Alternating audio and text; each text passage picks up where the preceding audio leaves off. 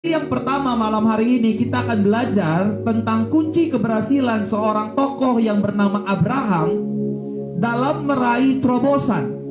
Malam hari ini di pertemuan pertama, di seri pertama kita akan belajar bagaimana Abraham memiliki kunci keberhasilan dalam meraih terobosan. Mari kita lihat satu kebenaran firman Tuhan yang terambil dalam Kejadian pasal 12 ayat 2 dan juga Kejadian 13 ayat 2. Sekali lagi, Kejadian 12 ayat 2 dan Kejadian 13 ayat 2 dalam terjemahan Indonesia Modern Bible. Kejadian 12 ayatnya yang kedua, Aku akan membuat engkau menjadi suatu bangsa yang besar. Aku akan memberkati engkau dan engkau akan menjadi berkat.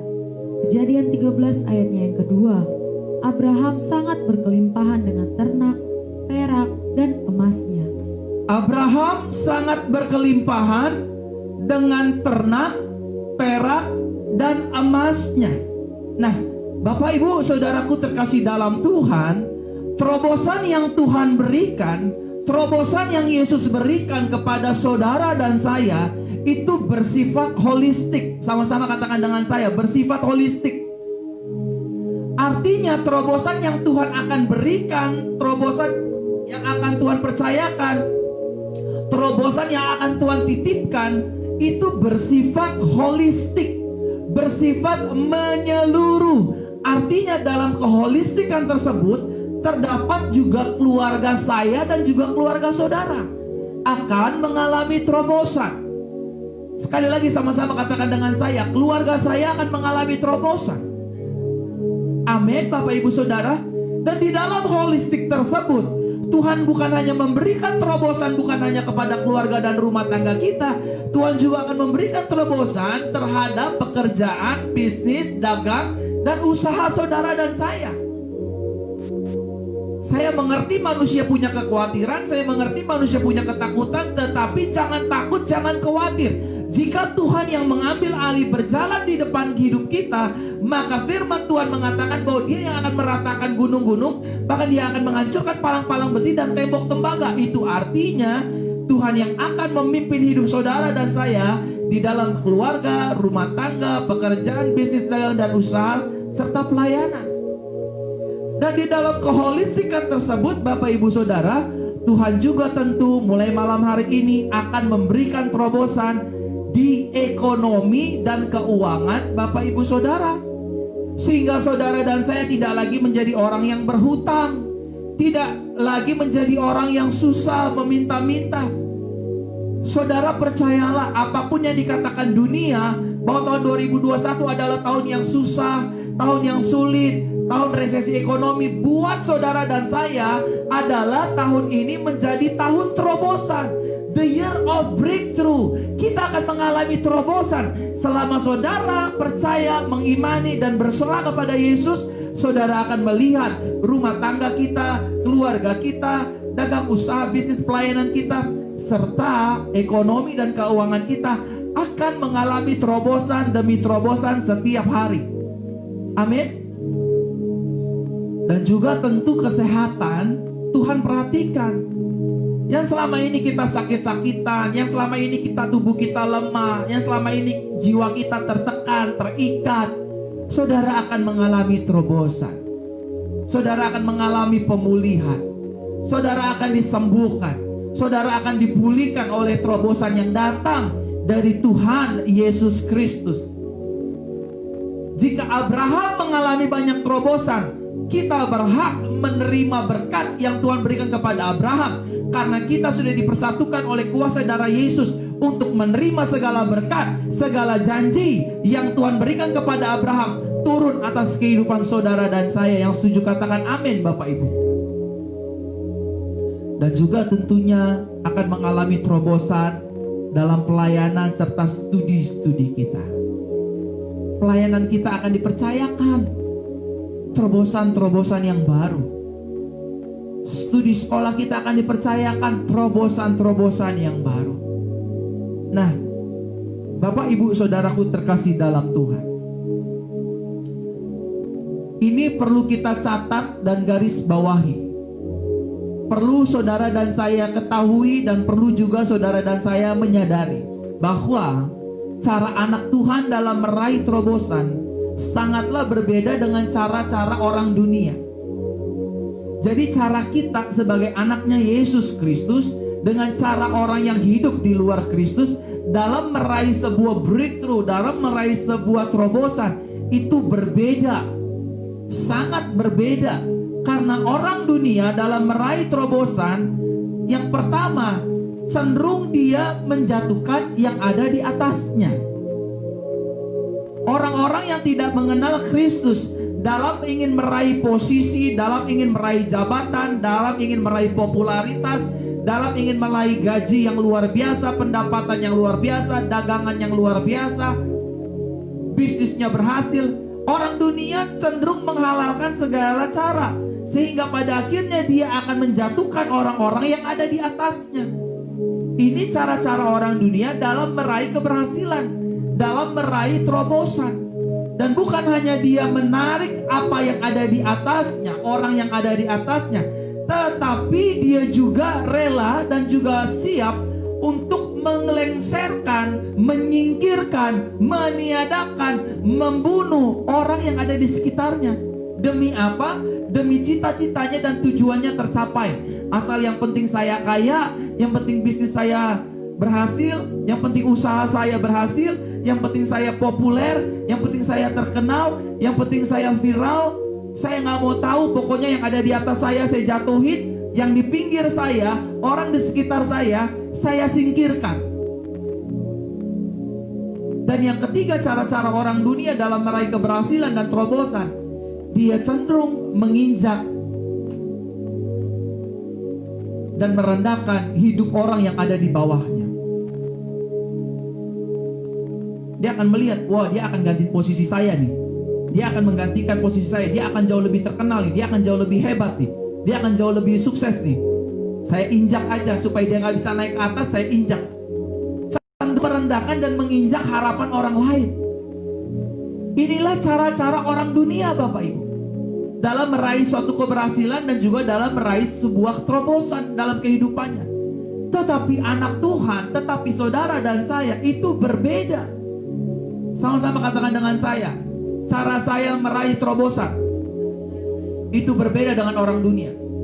Nah, kalau orang dunia itu mencari terobosan, menggapai terobosan, menggapai cita-citanya dengan cara halal, haram, hajar. Dia jatuhkan yang di atas, dia singkirkan yang di sekitarnya, dia injak yang di bawah. Mau halal kek, mau haram kek, hajar. Ambil aja. Mau itu uang kantor kek, mau itu suami orang kek, pokoknya 3H menjadi prinsip pedoman hidup saya.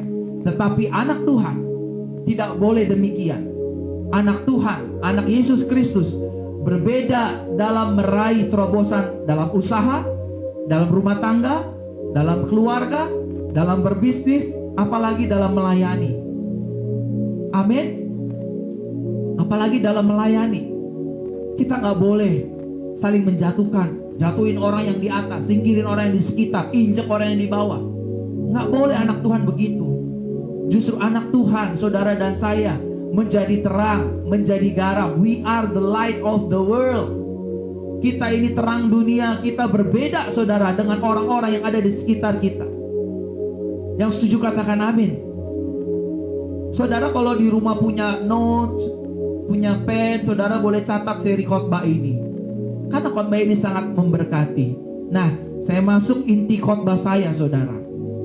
Kunci keberhasilan Abraham dalam meraih terobosan yang kita rasa perlu untuk pelajari. Bagaimana sih Abraham dapat meraih terobosan demi terobosan di dalam kehidupannya? Bagaimana? Nah, ini yang kita pelajari, Bapak Ibu. Tokoh-tokoh di dalam Bible, di dalam kitab suci yang kita perlu patut amati, tiru, modifikasi. Bagaimana Abraham meraih terobosan? Ini yang mau kita pelajari. Yang pertama, kunci keberhasilan Abraham dalam meraih terobosan. Kejadian 12 ayat pertama dan ayat 4 bagian A. Kejadian 12 ayat pertama dan ayat 4a. Yahweh berfirman kepada Abram, "Keluarlah kamu dari negerimu, dan dari sanak saudaramu, dan dari rumah ayahmu, ke negeri yang akan kutunjukkan kepadamu." Lalu pergilah Abram seperti yang telah Yahweh firmankan kepadanya. Lalu pergilah Abram seperti yang Yahweh atau Tuhan firmankan kepadanya. Yang pertama, kunci keberhasilan Abraham atau Abram dalam meraih terobosan di dalam kehidupannya, Abraham taat kepada perintah Tuhan. Nah, kunci yang pertama yang Abraham bisa berikan pelajaran ini kepada saudara dan saya adalah Abraham taat kepada perintah Tuhan. Tuhan berfirman kepada Abraham, "Keluarlah kamu dari negerimu, dari sanak saudaramu, dan dari rumah ayahmu ke negeri yang akan kutunjukkan kepadamu."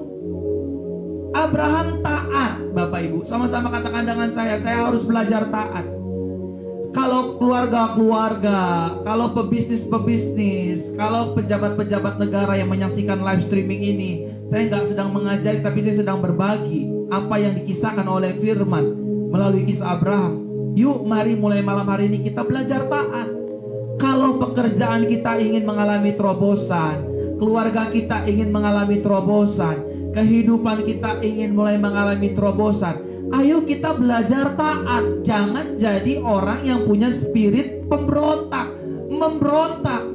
Taat saja sama Tuhan. Taat, saudara. Memang taat itu seringkali tidak mengenakan daging kita, seringkali tidak mengenakan kehidupan kita. Wong Abram sedang enak-enak di tanah Ur Kasdim, tiba-tiba Tuhan menyambangi dia dan berfirman, "Abram, keluarlah engkau dari negerimu," bayangin saudara, "dari sanak saudaramu," artinya pisahkanlah dirimu, "dan dari rumah," bayangin lagi, lebih mengerikan, "dari rumah bapak moyangmu, dari rumah ayahmu. Karena aku akan tunjukkan kepadamu tempat negeri yang baru yang kamu harus miliki." Abraham gak tahu apa-apa, tiba-tiba Tuhan menyambangi. Makanya saya selalu berkata, bedanya agama, bedanya kepercayaan dengan anugerah adalah anugerah itu usaha Tuhan mencari manusia. Abraham mendapatkan grace of Christ, mendapatkan grace of Yahweh. Dia mendapatkan anugerah Tuhan, dia mendapatkan anugerah Yahweh, disambanginya lah Abraham. Dan berfirmanlah, "Abraham, ayo keluar, aku akan kasih kamu negeri yang kujanjikan, bukan negeri abal-abal." Belajarlah taat, saudara. Dan puji Tuhan, respon Abraham yang pertama, ayat 4a, "Lalu pergilah Abraham seperti yang telah Yahweh firmankan kepadanya." Abraham gak nego-nego, "Tuhan, nanti saya kalau pergi ke negeri itu bagaimana makan saya? Bagaimana dengan istri saya? Bagaimana dengan kehidupan kami?" Seringkali banyak dari kita nego-nego sama Tuhan. Banyak pengusaha yang menyaksikan live streaming ini, seringkali kita nego-nego sama Tuhan. Banyak pelayan-pelayan Tuhan, banyak pendeta-pendeta, banyak gembala-gembala jemaat, banyak seluruh dari kita semua termasuk saya, seringkali nego-nego sama Tuhan. Seharusnya ketika Tuhan berfirman lewat firman Tuhan, lewat kitab suci, lewat mulut orang lain, lewat mulut pendeta, harusnya kita mulai belajar taat. Tanpa harus nego dan bertanya, "Kamu mau bawa aku kemana Tuhan?" Taat aja Bapak Ibu. Taat, belajar taat. Jadikan aku indah yang kau pandang mulia, seturut karyamu di dalam hidupku. Ajarku berharap hanya kepadamu.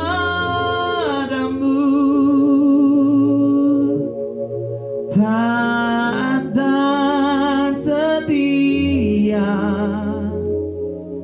kepadamu, Yesus. Suami dan istri harus taat terhadap perintah Tuhan. Apa perintah Tuhan buat keluarga? Kalau rumah tanggamu ingin mengalami terobosan, hai istri, tunduklah kepada suamimu. Istri harus tunduk sama suami.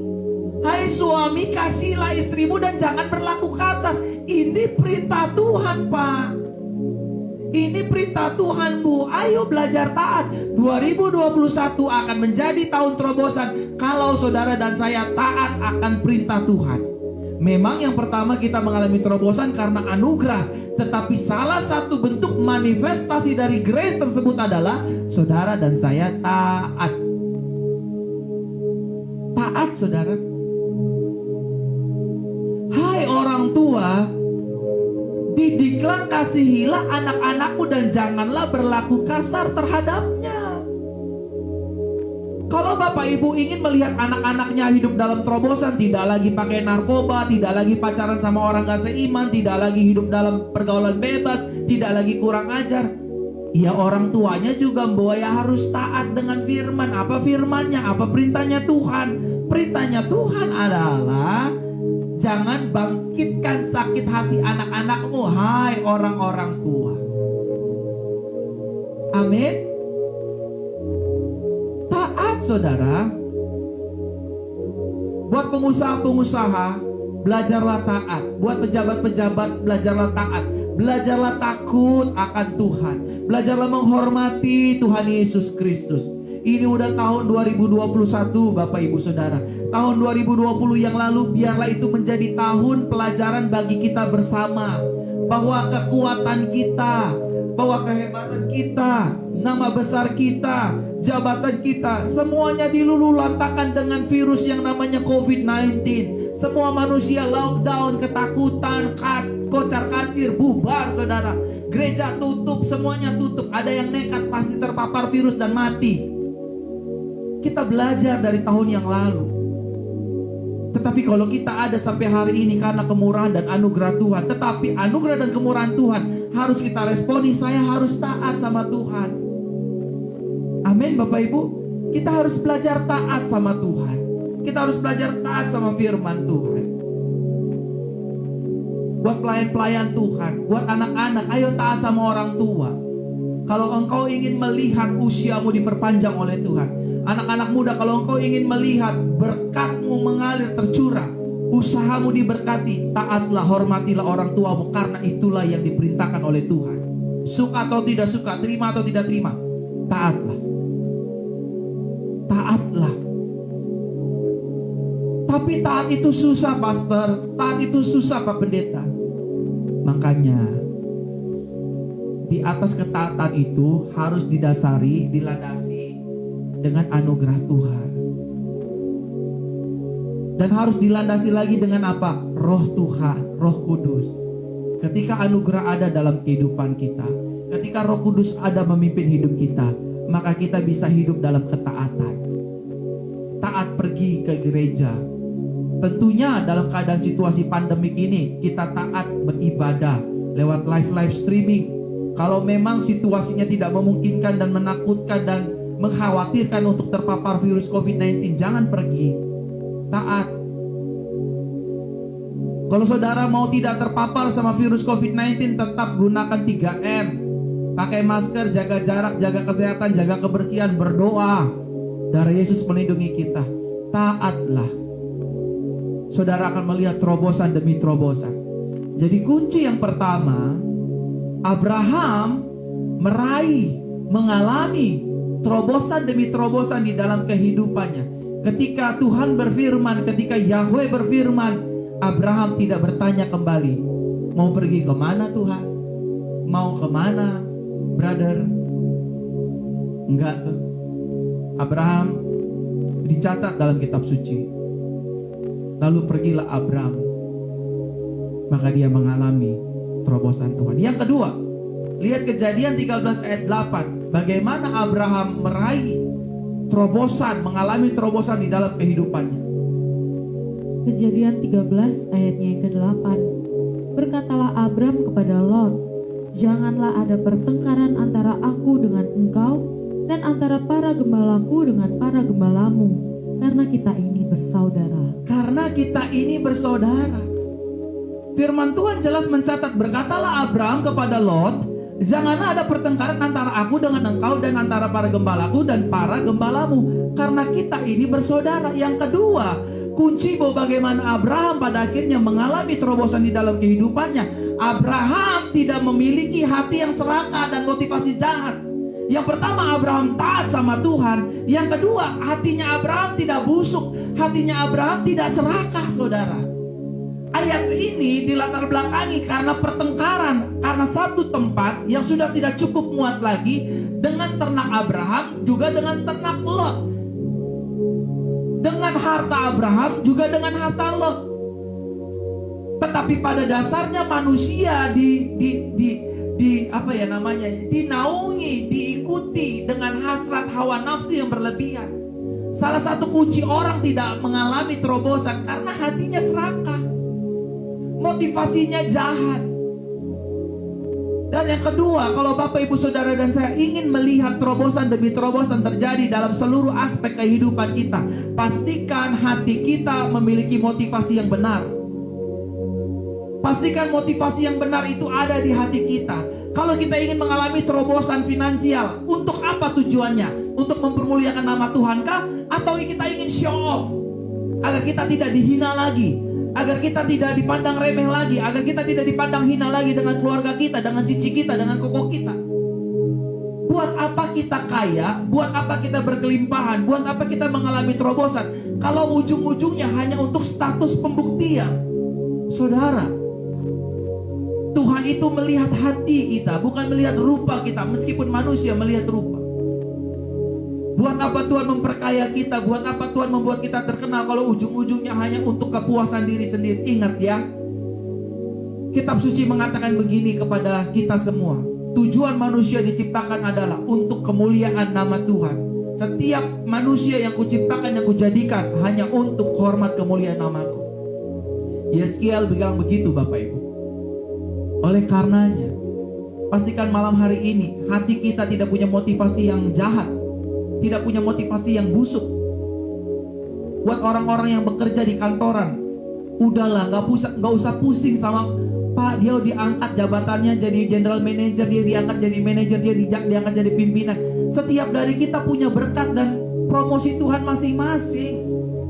Saudara gak bisa cemburuin saya gak bisa cemburuin saudara gak bisa ambil berkat saya gak bisa ambil berkat saudara. Karena di tengah-tengah kita ada Tuhan. Amin. Saudara tetap percaya saja sama Tuhan. Biar Tuhan yang mempromosikan, Tuhan yang memberkati. Milikilah hati yang bersih seperti Abraham. Abraham gak pusing, tapi Lot, saudaranya pusing. Keluarganya sendiri dia pusing. Dia ketakutan gitu, hartanya takut. Bapak Ibu, harta itu tidak dibawa mati. Oleh karenanya Abraham bilang begini, Lot, pilihlah tanah yang mana engkau mau pilih. Lihatlah, kalau engkau ke kiri, aku ke kanan. Kalau aku ke kanan, engkau ke kiri. Kalau engkau ke kiri, aku ke kanan. Pilih aja, salah satu di antara dua itu, pilih. Dan apa yang Lot pilih? Dasar memang orang kalau hatinya serakah, hatinya penuh dengan kedagingan, hatinya penuh dengan nafsu. Dia lihat sebuah taman, sebuah padang belantara yang rupanya seperti taman Tuhan. Tetapi Abraham diberikan oleh Lot hanya padang belantara. Itulah bedanya orang yang hatinya jahat sama orang yang hatinya tanpa motivasi jahat. Ada orang seperti itu memang. Salah satunya Lot.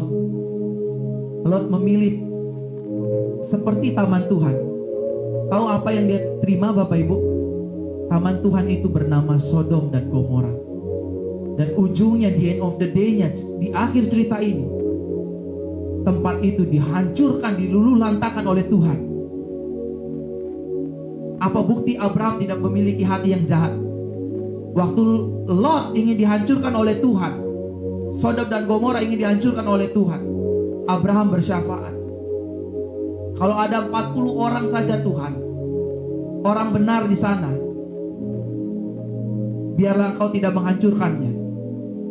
Dan Tuhan menjawab, iya, aku tidak akan hancurkan. Kalau ada 30 saja, terus sampai 10, sampai 5. Abraham bersyafaat, nego dengan Tuhan. Tujuannya ingin menyelamatkan Lot, saudaranya. Tapi di hati Lot selalu ada keinginan kedagingan, keserakahan, keegoisan. Sekali lagi, harta tidak dibawa mati. Bukan berarti kita gak boleh punya cita-cita. Kita harus punya cita-cita. Kita harus punya resolusi. Tetapi serahkan semua itu kepada Tuhan. Yang pertama, taatlah kepada Tuhan. Kalau saudara dan saya ingin mengalami terobosan demi terobosan setiap hari.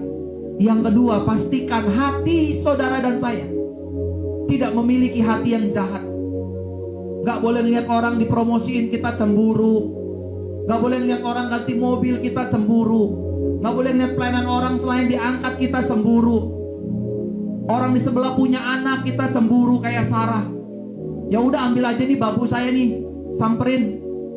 Akhirnya hamil. Akhirnya sampai sekarang bikin pusing seluruh manusia di bumi. Saudara, milikilah hati yang tulus. Kalau saudara dan saya ingin mengalami terobosan demi terobosan, kunci yang Abraham ajarkan, Abraham punya hati yang tidak jahat. Abraham punya hati yang tulus, motivasi yang benar. Amin Bapak Ibu. Dan yang terakhir Bapak Ibu Saudara, kunci yang ketiga yang Abraham ingin berikan bagi saudara dan saya, Kejadian 15 ayat pertama dan ayat yang ke-6. Kejadian 15 ayat 1 dan ayatnya yang ke-6. Kemudian datanglah firman Yahweh kepada Abram melalui sebuah penglihatan. Akulah perisai bagimu, upahmu sangat berlimpah-limpah. Lalu percayalah Abram kepada Yahweh, dan hal itu diperhitungkan kepadanya sebagai kebenaran. Lalu percayalah Abraham kepada Tuhan, kepada firman Yahweh, dan hal itu diperhitungkan kepadanya sebagai kebenaran. Jadi kunci ketiga bagaimana kita dapat mengalami terobosan yang datangnya dari Tuhan melalui kehidupan Abraham. Tadi yang pertama, kita harus taat kepada Tuhan.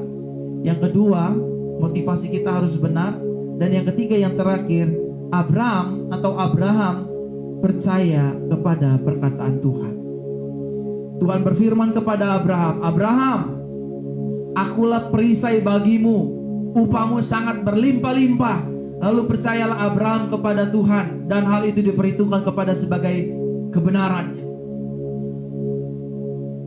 Kalau Tuhan berikan info lewat firman, lewat gembala, lewat pendeta, selain kita uji, tetapi belajarlah percaya. Saya himbau kepada seluruh jemaat pengembalaan gereja Jesus Christ Church, pelayan Tuhan yang menyaksikan live streaming ini, dan juga jemaat-jemaat online yang setia yang sudah berbulan-bulan. Percayalah bahwa tahun ini adalah tahun terobosan. Percaya saudara. Saudara jangan percaya sama koledoskop orang-orang dunia. Tahun 2020 nih ya, rangkaian jalan ceritanya, tahun sial, tahun tikus, tahun monyet, tahun babi. Saudaraku terkasih dalam Tuhan, 2021 adalah tahun terobosan. Saudara akan melihat terobosan, bukan hanya melihat, kita akan mengalami terobosan. Abraham percaya dengan perkataan Tuhan, dan saya juga akan percaya dengan perkataan Tuhan, bahwa hidup saya akan dilindungi dan tidak terpapar oleh virus COVID-19. Kita semua, selama kita gak ceroboh, selama kita gak gegabah, itu akan terjadi. Rumah tangga kita akan dipulihkan, sakit kita akan disembuhkan, akan dipulihkan. Percaya kepada perkataan Tuhan. Kalau tubuhmu, fisikmu, jiwamu ingin mengalami terobosan, tidak tertekan, tidak depresi, imani apa yang Tuhan firmankan. Aku Yesus penyembuhmu. Di dalam Yesus hanya ada kelegaan, sukacita, damai sejahtera, pertolongan, pengharapan, serta pengampunan untuk selama-lamanya. Amin. Saudara harus percaya. Saudara gak boleh ragu akan Yesus. Kalau nanti di 2021 ini ada masalah, ada tantangan, ada rintangan, tetap percaya. Aku percaya Yesusku ajar, Kau turun tangan memulihkanku. Aku percaya Yesusku hebat, Kau turun tangan memberkatiku. Jangan mundur saudara, jangan mundur, maju terus. Maju, tapi bukan maju dengan nekat, maju dengan anugerah Tuhan, maju dengan berserah kepada Tuhan, maju dengan rasa percaya kalau Tuhan tidak meninggalkan kita. Tuhan selalu ada beserta dengan kita, sebab Dia Elohim Immanuel, Tuhan yang beserta dengan kita. Amin saudara. Saudara harus belajar percaya kepada perkataan Yesus. Sepanjang tahun 2021 ini, saudara dan saya akan menerima terobosan demi terobosan, akan mengalami terobosan demi terobosan. Amin Bapak Ibu.